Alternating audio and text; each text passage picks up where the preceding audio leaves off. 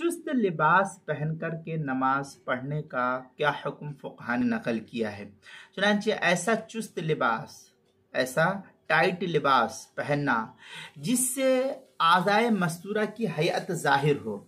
انسان کی جو اعضاء اور جوارح کی بناوٹ ہے وہ بالکل ظاہر ہو جائے، اگرچہ مکروہ اور بے حیائی کی یہ دلیل بالکل صاف ہے اس طریقے سے ایسے کپڑے کو پہننا، تاہم اگر کپڑا اتنا موٹا ہو، دبیس یعنی اتنا موٹا ہو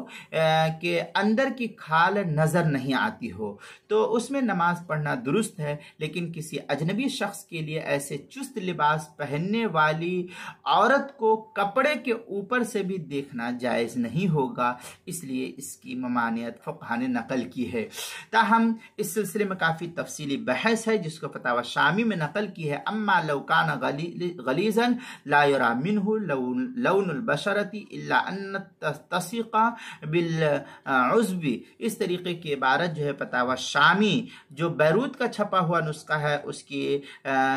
دوسری جلد صفحہ 77، اور جو زکریا بک ڈپو دیوبند کا ہندی نسخہ ہے فتاوی شامی کا اس کی دوسری جلد صفحہ 84، شرح منیت المسلی اس کی صفحہ 214، کتاب المسائل اس کی